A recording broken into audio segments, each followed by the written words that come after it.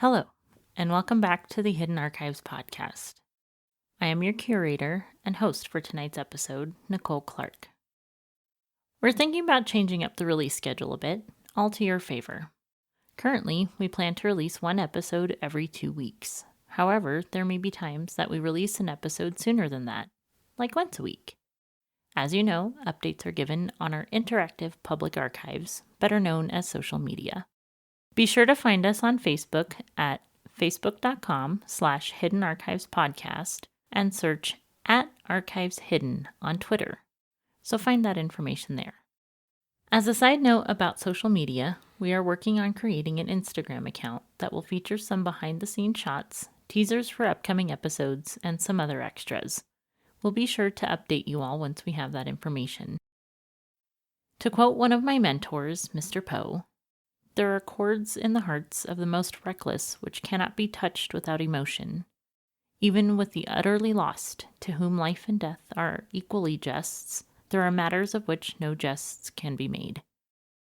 To put that into the context of tonight's episode, I shall say, if you choose to enter the hidden archives, if you choose to study the tomes, if you choose to take this journey with me, you do so at your own risk. Please don't let your emotional chords be touched without considering the consequences. Profanity and disturbing content may follow. This is your warning. I believe that we stated things would only get darker from here on out. Well, this story does just that. We are back into darker realms with some psychological horror tonight. Darkness can only be quantified by light. The contrast is what allows us to perceive what only exists because of the absence of something.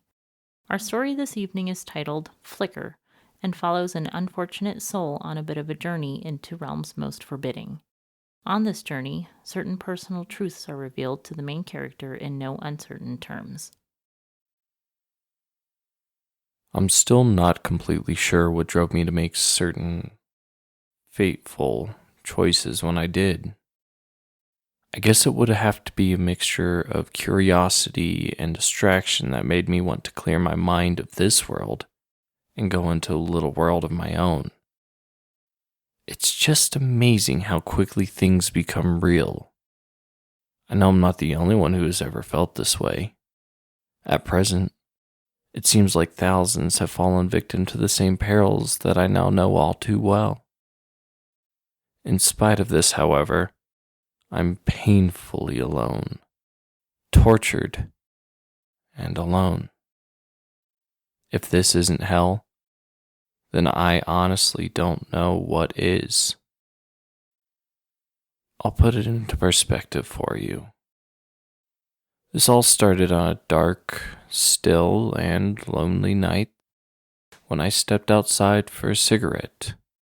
Just one of those nights when one starts to really feel the pressure of life pressing down like a boulder on your chest, causing an internal struggle between needing to breathe and not wanting to fight the resistance.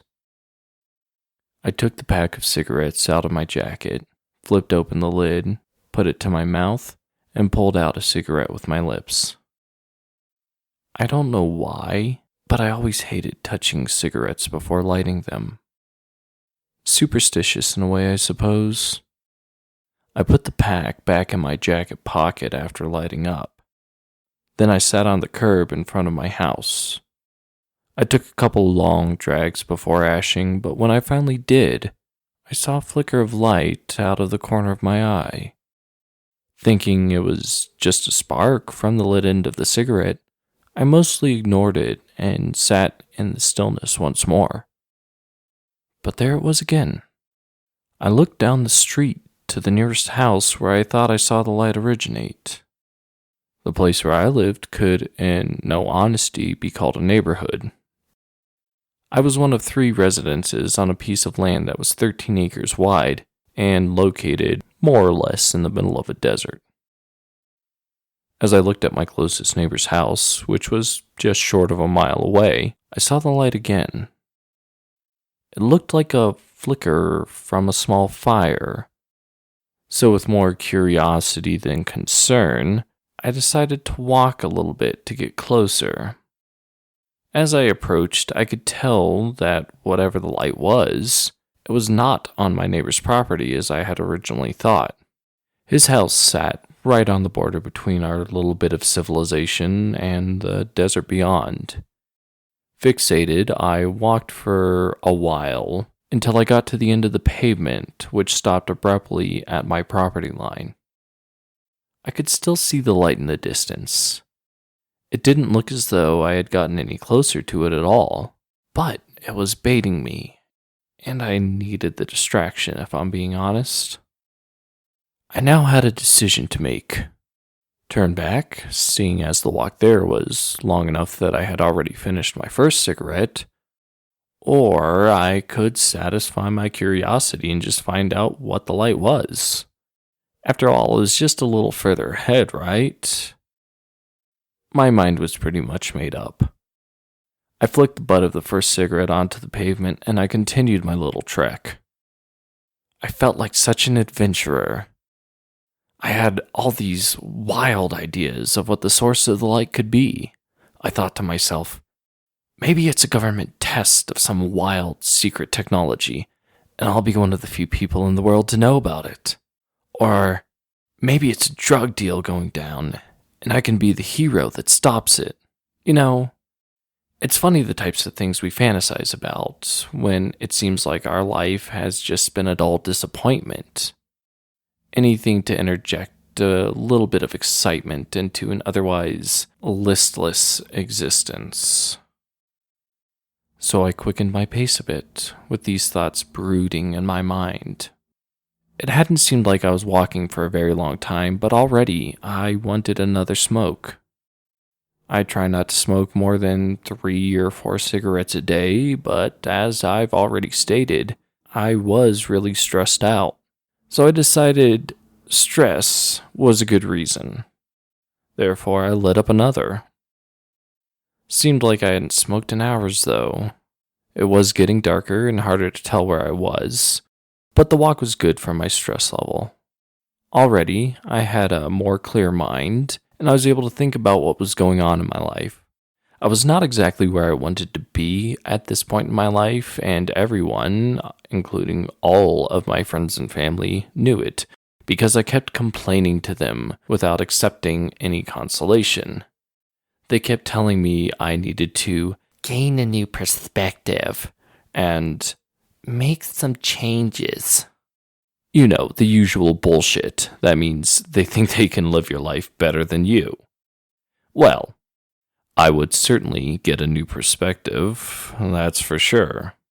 I suddenly remembered why I was walking, though. I was trying to find the origin of a mysterious light. I looked ahead, and I could still see the light as it originally appeared, fading and flickering, dull and distant. It still didn't seem like I'd gotten any closer yet. I flicked the butt of my recently finished cigarette onto the dirt, and I glanced from side to side to try and gain a little perspective. I could swear I saw someone. Just a silhouette, a short distance from me. I didn't dare shout out lest I be overheard by hostile ears.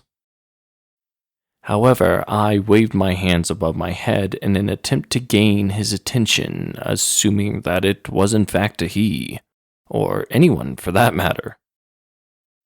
It didn't seem to work, though, because the silhouette seemed to turn the other way and fade off in the distance. I slapped the palm of my hand on my forehead, like the people from the V8 commercials where they say, "Oh, I could have had a V8." And I thought to myself, I should have just flicked the damn wheel on my lighter. Who would honestly notice some idiot waving his hands about in the dark? Preposterous. Maybe, just maybe, the bright flash of the flint from the lighter would have caught their attention. But it was too late for that, so I once more fixed my gaze on the light and walked on. Alone once more, I was walking when suddenly I smelled something familiar. I couldn't identify it right away, but it was one of those randomly occurring nostalgic smells that just makes you feel right. Like everything is okay. I stood there with my eyes closed for a while, just smelling the air. The smell itself was pleasant in a way, but after a few minutes, the nostalgia turned into something less pleasant. I suddenly just wanted to be somewhere else, anywhere else.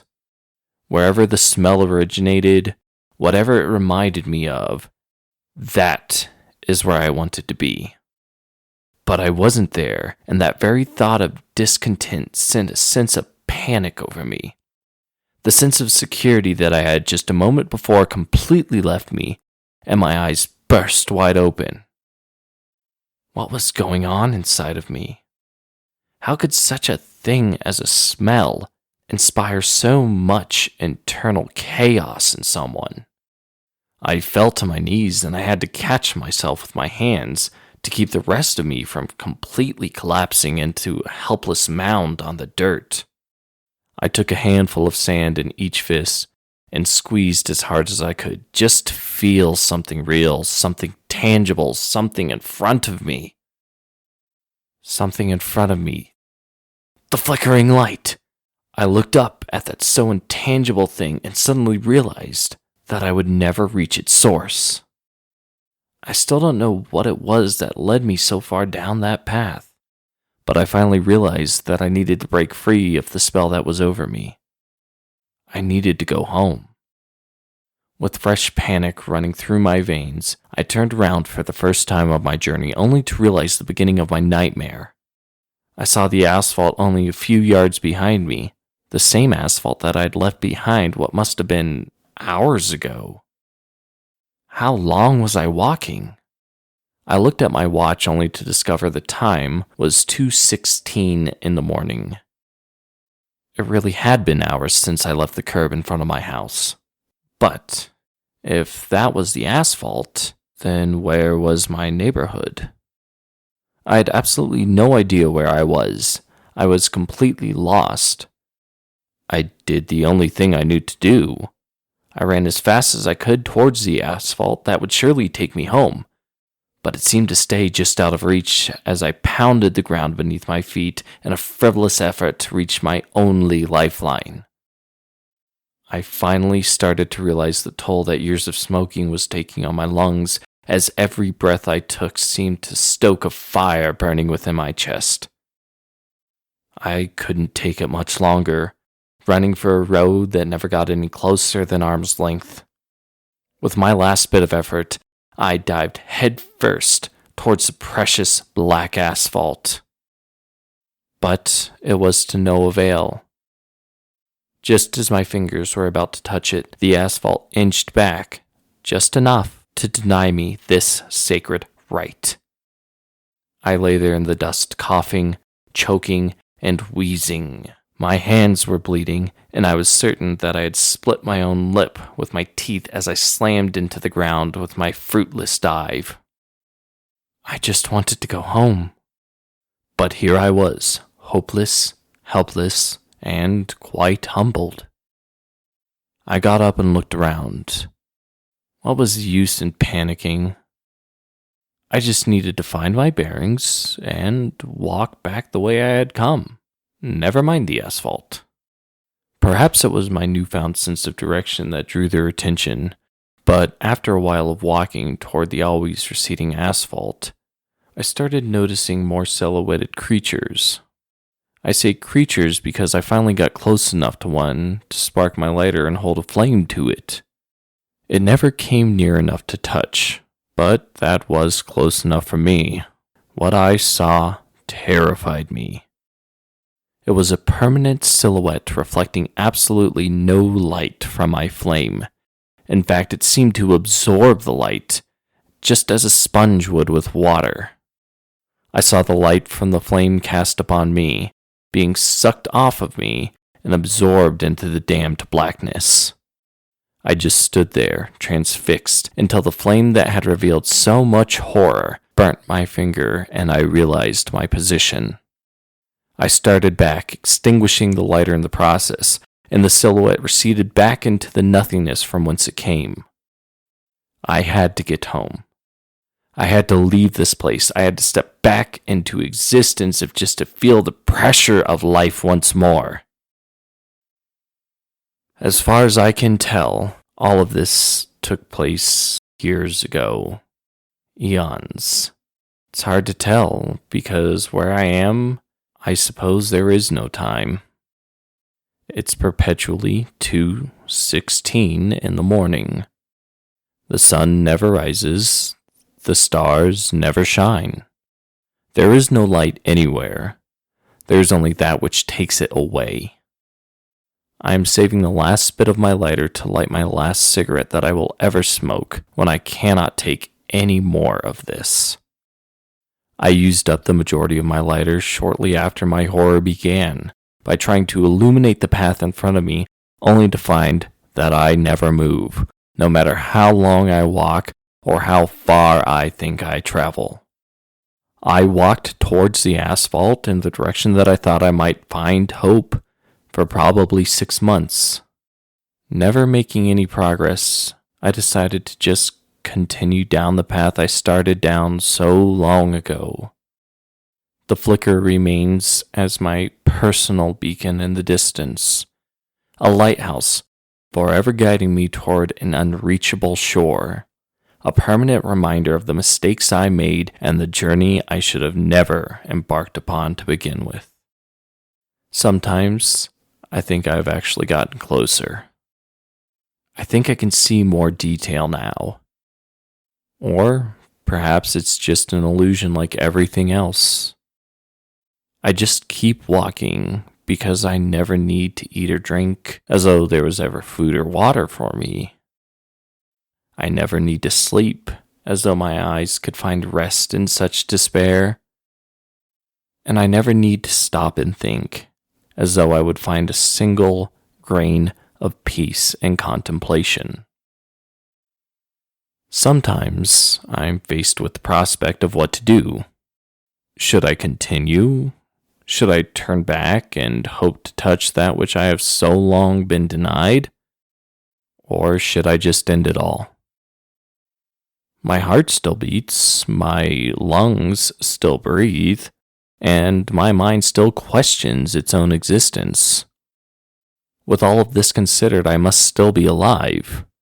I must still exist in some form or another. Ergo cogito ergo sum. Therefore I think, therefore I am. That's what the philosophers say at any rate. I just wish I knew how or where I was, but this right too has been denied of me. I have also figured out what the silhouetted creatures are. They are others just like me. Creatures deceived by some shiny object, forever forced to tread along in a lonely, peaceless existence. After being here for so long, all of my light has faded away from me, and I am now one of them. How we all really got here, I do not know. Still, I've taken no consolation in the knowledge that I am not alone, because honestly, I am alone. Nothing gets closer than arm's length, and to be honest, I don't think I'd want it any closer than that anyway. However, I have something that the others do not. I have the light with me. Not the damned flicker, that false beacon of hope. I still have my lighter. It resides with my last cigarette, my last 2 luxuries side by side in the same box over my heart. So, finally, I can take it no more. I've put my last cigarette in my mouth and I've lit it. It's still surprisingly fresh after so long. I'm sitting as close to the asphalt as it will let me. And now, with this final drag, it's over. No more suffering. No more wandering. No more nothingness. Finally, something. And I leave with that thought burning in my mind as my lighter drops and cracks open, releasing the last of its precious fuel on the blacktop. Hi, this is the Hidden Archives creator, producer, writer, and master curator, Philip Clark. I'm including this brief segment in tonight's episode because I wanted to talk to you about something a bit serious for the moment. You see, the story we just heard may have been quite fictitious, but it has an overarching theme. Many stories on the Hidden Archives have a serious moral. This is because I wanted to do something meaningful with my work. At heart, and by day, I am actually an educator. Entertainment is fun and all, and we here at the Hidden Archives strive to produce quality and entertaining content with every episode. We sincerely hope that you are enjoying the program so far, and we hope this frequent escape provides you something to look forward to. Now to the heart of the matter. There was a moral in tonight's story, as I have stated, but I want this moral to be clear. Others I'll let you figure out for yourself. The character in this story and the situation he finds himself in are representative of addiction. We even see the character struggle with a literal addiction. He's a smoker. There are several points where he tries to justify his habit by saying that he is stressed and needs to relax, or that it provides him a temporary escape from the pressures of life. I think a lot of people do this with their own unique addictions. Some people drink, as might be clear by the writing world and how lousy it is with drunks. Some people retreat into video games to an unhealthy level, and others indulge in more sinister habits. No matter what the addiction is, it can quickly lead us to chase after a false flicker of light, an insincere promise of a brighter future. So we start walking down a dark path of addiction, occasionally encountering dark figures like ourselves who have taken the same journey. As the character from tonight's presentation tried to do, we often hold our own light up to them to make a comparison of our folly to theirs, in an attempt to, 1, understand how we all ended up in such a dark place to begin with, and 2, to compare our condition to theirs so as to say, well, at least I'm not as bad as that. I still have some light of hope with me. But just as our unfortunate protagonist found out, this light we use to compare our addiction to others is often the same false hope that fuels our own addiction, the lighter that burns a cigarette. Fact is that our friend from the story was in the same place as the shadow creatures he encountered. Eventually, he turned around and tried to head back down the road that had brought him towards such darkness, realizing that the flicker was not as bright as the light and warmth of home. However, no matter how much he runs and pushes himself under his own drive and power, he can't quite reach the path to help. This metaphor is a powerful one because, as people with addiction often realize, we can't improve our situation without the help of others. The last thing we see in the story is our friend sitting down and accepting his situation for what it is. There's no more addiction after this last cigarette. In other words, there has to be a decision we make to end our addiction. There may be a spoiler to the story, and art should be up for interpretation, but I think it's more important right now that I tell you this. The lighter breaking on the asphalt symbolizes what can happen when we decide to break our addiction. The path home becomes something we can finally reach. Now, for the real ending of the story. I snuffed my last cigarette out. I didn't even finish it. Could the asphalt actually be within reach? Tentatively, I stretched my toe towards it. The road didn't waver. With renewed strength and resolve, I trod atop the asphalt, crushing the remains of the lighter under my heel.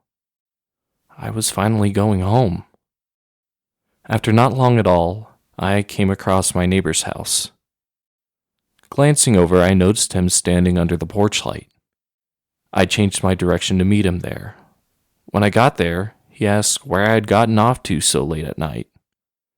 I relayed this whole account to him, the story I have just told, at which point he told me that I wasn't as far or long gone as I had thought. He watched me leave, then watched me come back, thinking that perhaps I had forgotten something. I don't know. I suppose I had forgotten something. Perhaps I had forgotten many things. But I was home now. My neighbor helped me then, offering rest, food, and water. He assures me that now I am safe. He will continue to help me. But there is one feeling I can't shake. I feel like this may not be over. What happens if I am deceived by another false light? What will happen if I go walking down that hard asphalt again? I'm sorry if that wasn't the happiest of endings you were hoping for. You see, relapse is often a fixture of addiction. But there are people, much like the neighbor, that are willing to extend a helping hand if only we take it. So please, if you're struggling with addiction, seek help. There are porch lights on, with help standing right underneath. That may be really hard. I understand that.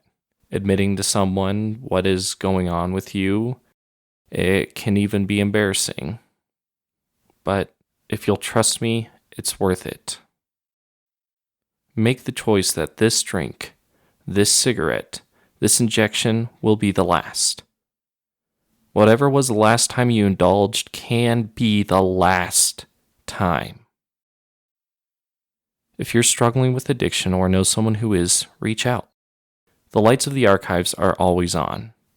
And so, with that fact remaining true, let me extend a hand to some resources that can help you. One resource is SAMHSA National Helpline. Their phone number is 1-800-662-HELP. That is 1-800-662-4357. It's also known as the Treatment Referral Routing Service. You can TTY this at 1-800-487-4889. This is a confidential, free, 24-hour-a-day, 365-day-a-year information service in English and Spanish for individuals and family members facing mental and/or substance abuse disorders. You may also visit addictionsandrecovery.org. This will provide links to multiple resources. Finally, there are a plethora of other resources out there. I hope you have sober family and friends that you can ask for help, or you can even ask your local physician. Other than that, Google it. If you're embarrassed or timid about finding help, you fear judgment, know that you will not be judged. You can use a library computer or even incognito browser to search for resources. However, I want to stress that it should not be a secret that you're seeking help. Many people do. More people should. And with that, we hope you continue to listen to the Hidden Archives. If you are struggling and need help, we hope that you reach out. Take care.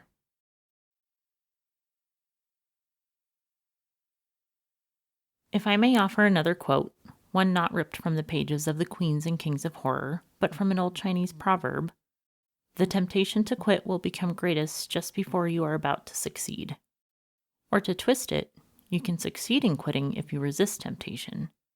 I know you look forward to a witty interjection about the events in the story here, and that will be back next episode, but this takes precedence at the moment. Just think about it. Normally at this point, I would thank people involved with the production of the episode. However, today, I want to thank anyone and everyone who has overcome addiction, works to help those struggling, or has gone through this journey in some form or another and come out better on the other side.